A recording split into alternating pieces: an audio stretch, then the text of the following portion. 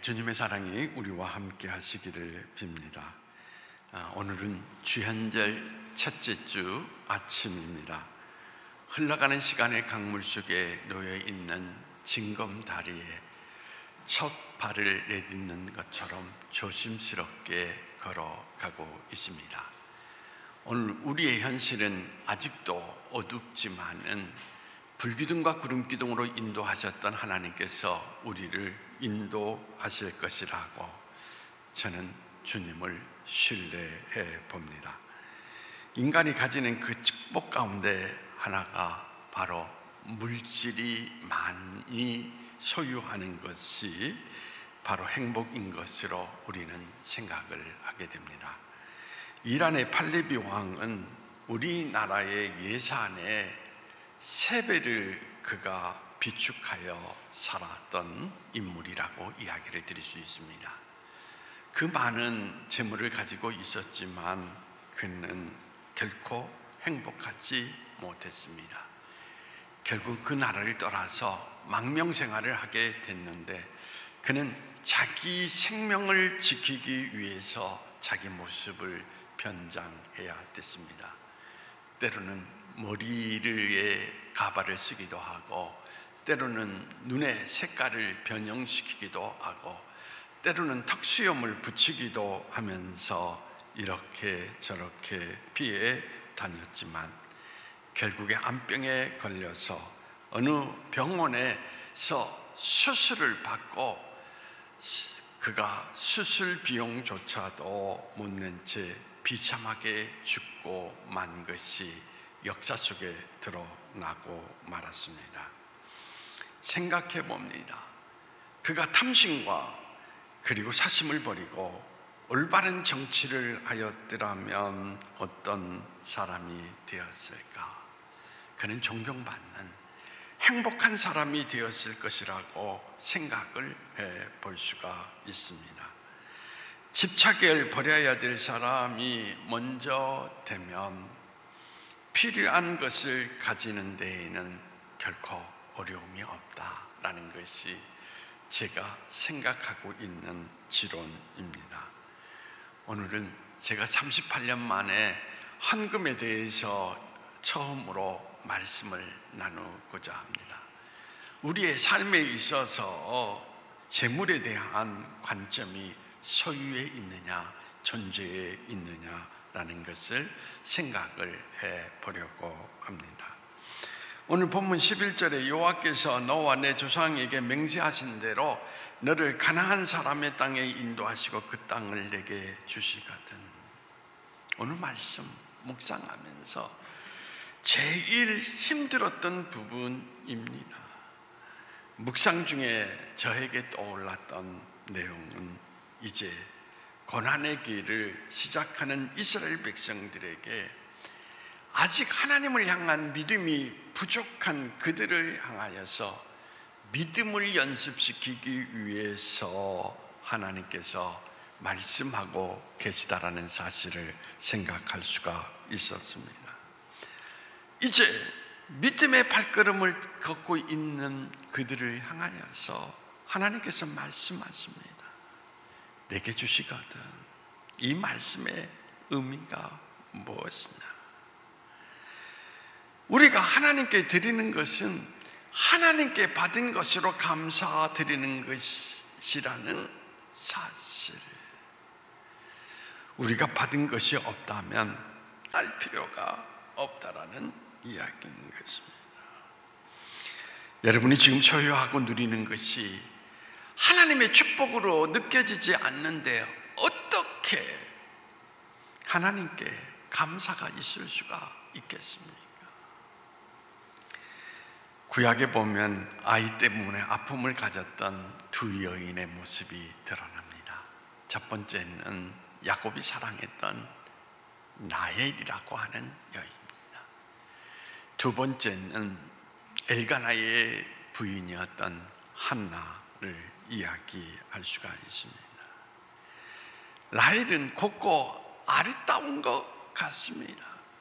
그래서 야곱이 14년 동안 삼촌 라반의 집에서 봉사하고 얻은 부인이었습니다. 근데 그 여인에게 불행하게도 아이가 없었습니다. 그는 야곱의 사랑을 받았지만 아들이 없음으로 말미암아 자기 자신을 불행하다라고 생각을 하였던 것입니다.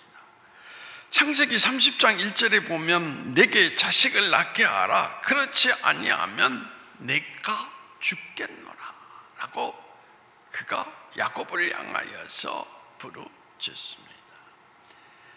그저 야곱이 화를 내지요. 내가 하나님이냐 라는 이야기. 그런데 자비로운 하나님께서 그에게 아들을 주셨습니다. 얼마나 기뻤겠습니까? 그 아들이 바로 요셉입니다. 근데 요셉을 얻고도 그 기쁨은 오래가지 못했다라는 이야기인 것입니다. 요셉의 이름이 뜻하고 있는 것이 무엇입니까? 여러분, 바로 하나를 더 달라라고 하는 그런 뜻을 가지고 있었습니다. 그 라헬은 자기가 바랐던 아이를 임신하게 됩니다. 하지만 둘째 아이를 낳다가 그만 그가 죽음에 이르게 되는 것을 찾아볼 수가 있습니다. 그 아들의 이름이 베논이라고, 즉 뭡니까? 슬픔의 아들이다 라고 이야기를 할 수 있습니다. 아들을 낳으면 행복하리라고 믿었는데 슬픔을 낳고 만 것입니다. 그녀에게는 아들이 우상이었던 것입니다. 하나님께서 주신 것에 대한 감사가 아니라 더 가지지 못한 것에 대한 불평과 불만, 그리고 울부짖음이 그녀를 얼마나 불행하게 만들었는가를 우리는 성경을 통하여 찾아볼 수가 있습니다. 다른 한편으로 한나를 살펴볼 수가 있습니다. 그녀에게는 그녀를 사랑하는 엘가라라고 하는 남편이 있었습니다. 하지만 그녀에게는 아들이 없었습니다. 다른 부인에게는 아들이 있었지만 그녀에게는 나엘과 같이 아들이 없었던 것입니다. 그런데 한나는 남편에게 가서 투정하지 않습니다. 그는 하나님을 향하여서 나아갑니다. 그리고 하나님께 통곡하며 기도합니다. 사무엘상 1장 10절에 보니까 분명히 아이를 갖고 싶은 것은 사실이지만 그것을 주시는 분은 누구다? 하나님이기에 하나님께 소망을 품고 그는 하나님을 찾아갔던 것입니다. 하나님께서 은혜로 아들을 주셨습니다. 그때 그의 이름을 사무엘이라고 했는데 그 이름이 뭡니까? 하나님의 선물이다 라는 이야기인 것입니다. 한나는 사무엘을 하나님께서 선물로 주셨다라는 것을 인정하는 순간 그 아이를 구별하여서 나시린으로 그 아이를 키우게 되는 것을 찾아볼 수가 있습니다. 아들 사무엘이 우상이 아니라 하나님의 선물이었습니다. 하나님의 선물로 인정했을 때 사무엘은 그녀의 삶에서 아들이 우상이 아니었습니다. 하나님은 그녀에게 그 이후 5 자녀를 더하여 주셨다라는 것을 성경은 우리에게 나타내 주고 있습니다. 우리는 여기에서 아주 중요한 신앙의 원리를 배우게 됩니다. 이스라엘 백성이 가나안 땅에 들어가게 된 것이 하나님의 인도하심이라는 것을 인정한다면 지금 누리고 있는 모든 자유, 이 모든 것이 하나님의 선물이라는 것을 인정하게 된다면 하나님께 제물을 드리라라고 하는 것입니다. 하나님의 인도하심을 인정하게 되면 나타나는 신앙의 행위가 구별이라는 것입니다. 오늘 본문 말씀에 보면 하나님께서 이스라엘 백성에게 특히 첫 번째 것을 드리라고 말씀하십니다. 첫 번째 것을 드리라는 이유가 어디에 있습니까? 13절 16절을 보면 거기에 나타나고 있습니다. 나귀의 첫 새끼는 다 어린 양으로 되져갈 것이요 그렇게 하지 아니하면 그 목을 꺾을 것이며 내 아들 중 처음 난 모든 자는 되져갈지니라. 후일에 내 아들이 내게 묻기를 이것이 어찌 됨이냐 하거든 너는 그에게 이르기를 여호와께서 그 손의 권능으로 우리에게 애굽에서 곧 종되었던 집에서 인도하여 내실세 그때 바로가 완악하여 우리를 보내지 아니하며 여호와께서 애굽 나라 가운데 처음 난 모든 것은 사람의 장자로부터 가축의 처음 난 것까지 다 죽이셨으므로 태에서 처음 난 모든 수컷들은 내가 여호와께 제사를 드려서 내 아들 중에 모든 처음 난 자를 대속하리니 이것이 내 손의 기호와 내 미간의 표가 되리라. 이는 여호와께서 그 손의 권능으로 우리를 애굽에서 인도하여 내셨음이라 할지니라.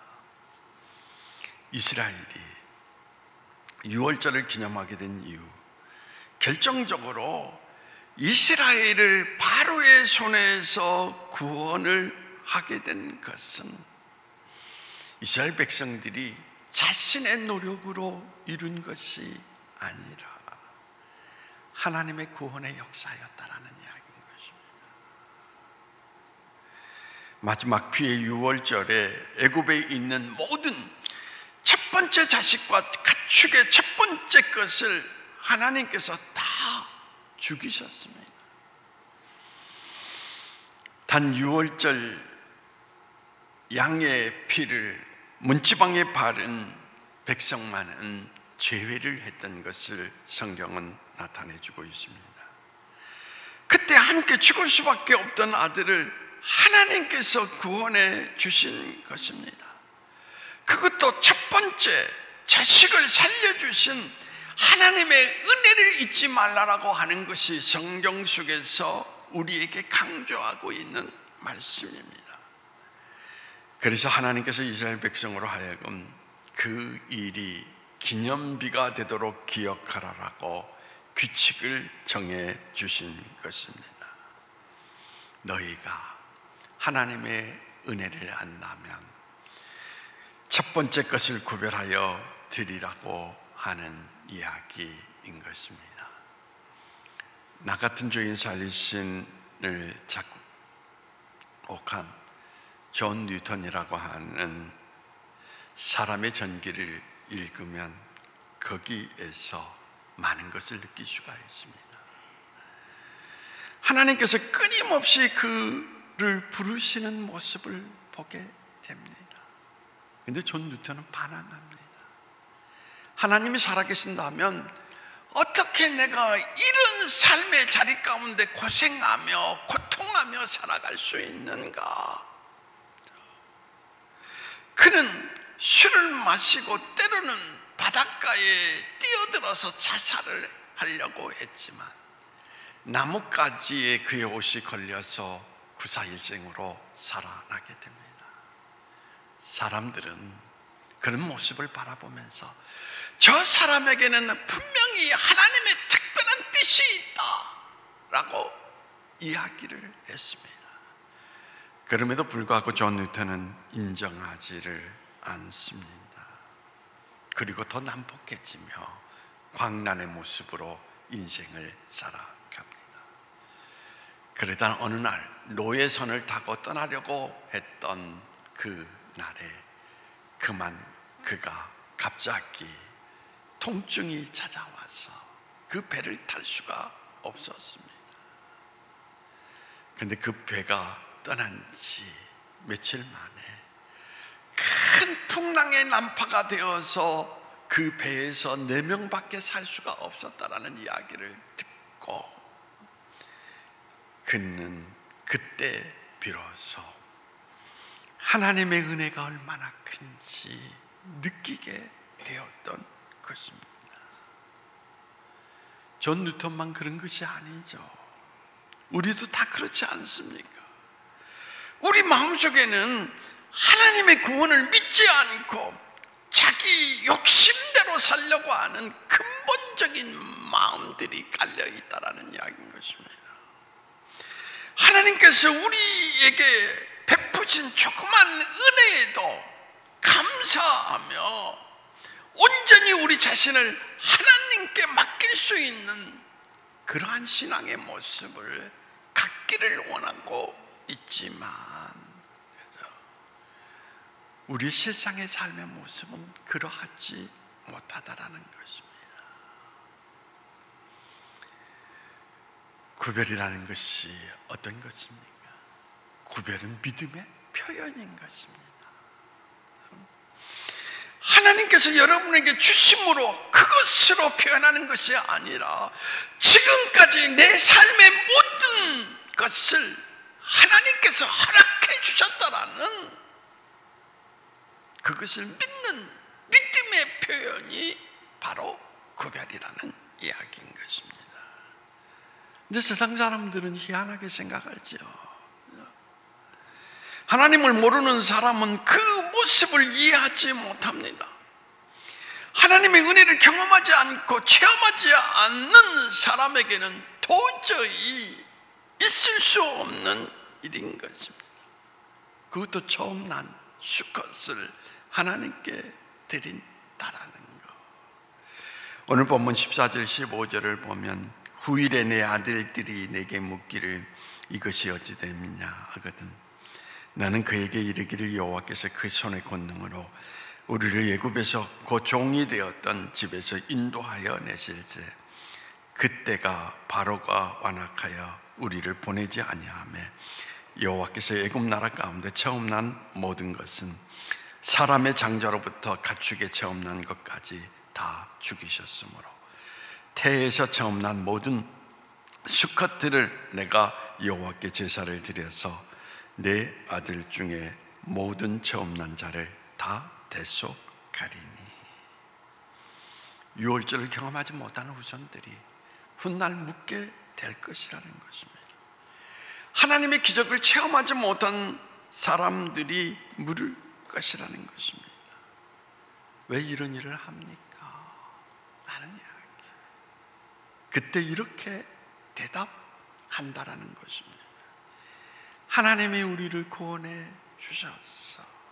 그래서 내가 가지는 이 모든 것이 하나님께서 주신 선물이야 라고 그렇게 그들을 향하여서 고백하게 된다라는 것입니다.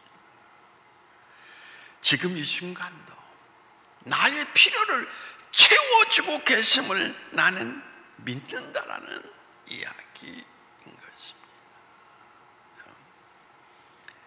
제가 저희 아이 자랑하는 것 같지만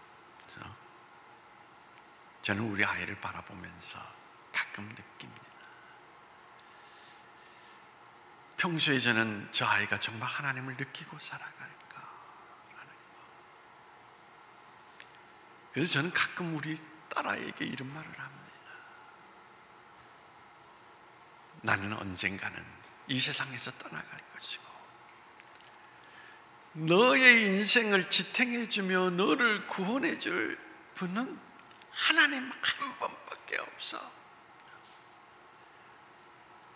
어떤 순간에도 하나님을 잃지 말고 살아야 된다라는 이야기인 것입니다. 그 말을 자주 합니다. 다른 건 소원이 없다라고 이야기해요. 저 아이가 이제 직장생활 가운데에서 물론 제가 오늘 뭐 교회와 더불어 살아가고 있기 때문이도 하겠지만은 가끔 뭐 1년에 한 차례 뭐 2차례 용돈을 줍니다. 근데 그 액수를 보면은 사실은 그렇게 크지 않습니다. 근데 제가 얘기하려고 하는 것은 용돈 이야기가 아니라 저 아이의 모습을 바라보면서 느끼는 것이 뭐냐면, 월급을 타든 뭐 특별히 그가 상여금을 타든 모든 일들에 있어서 제가 이야기하지 않음에도 불구하고 그것을 구별하여서 빠짐없이 넘치도록 드린다는 것입니다. 얼마 전에도 저한테 전화가 왔습니다. 뭐라고? 아빠, 하나님이 나를 오늘 또 인도해 주셨어 라고 말합니다. 저는 그 아름 모습을 보면서 저 아이 속에 하나님이 계시면 됐다, 그걸 느끼는 겁니다. 그걸 말하고자 하는 것입니다.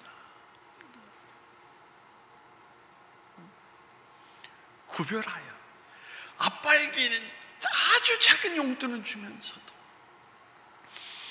하나님의 세계에 대해서는 철저하게 구별하여서 드리는 것을 바라보면서 저 마음속에 하나님이 살아계시구나,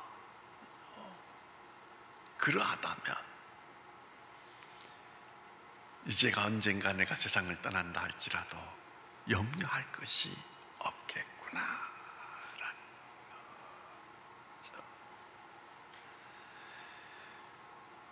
여러분, 헌금이라고 하는 것은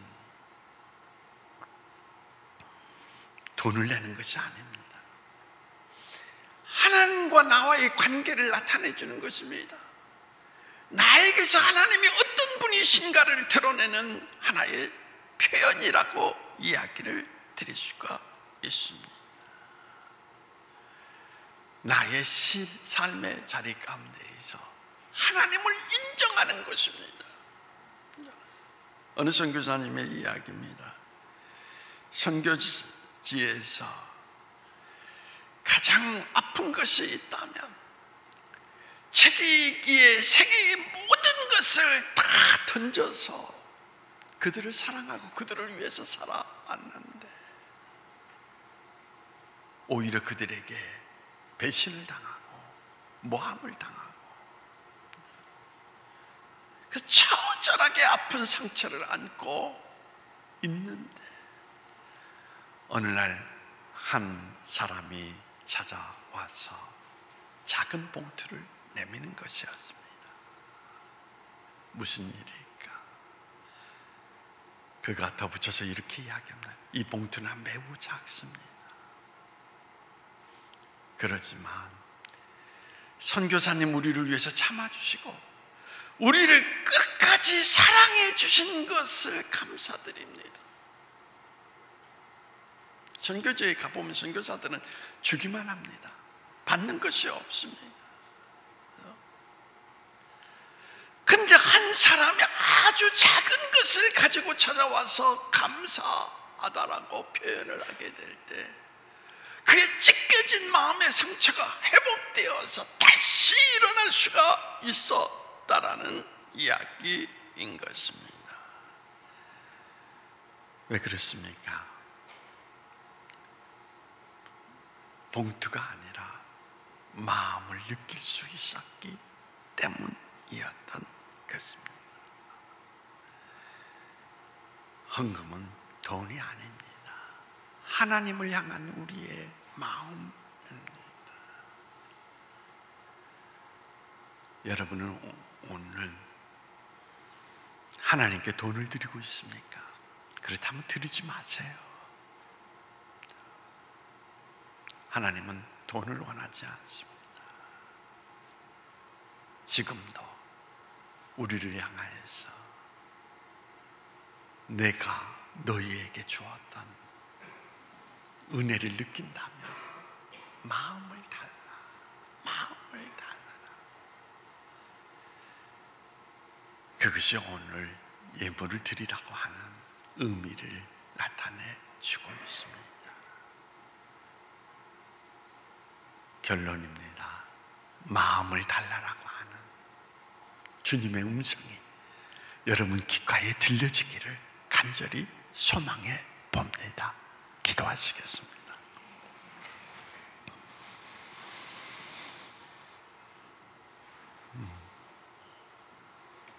오늘 참으로 어려운 말씀을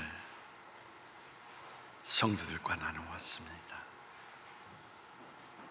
저희 목회생활 가운데 하나님, 물질에 대한 이야기를 철저하게 피하여 살아왔습니다. 그럼에도 불구하고 오늘 이 말씀을 전한 것은 하나님을 향한 마음이 우리 안에 살아있는가를 점검해 보고자 했던 뜻에서 이 말씀을 되새겨 보았습니다.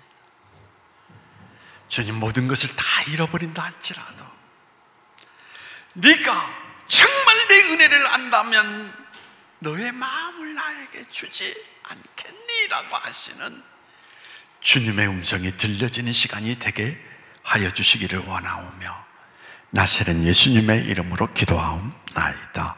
아멘.